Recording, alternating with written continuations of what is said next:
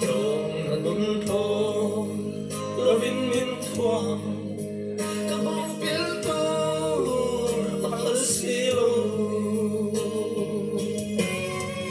mình phân dấu bé cái lấy điều hi thập phong áo rôn rung cái chuyện châu vàng khoa lệ tùy ô bị chân tiết tu các phong nính lom chê chân đông tu hồi đình cross lâm ít thi rầm khinh lung có vẻ dù đã quay tên một thuần râm khinh mi lên râm rung dẫu là đắm rê ông xì lô mình phân sâu đế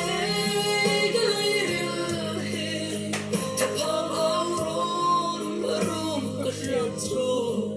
vàng khoa lệ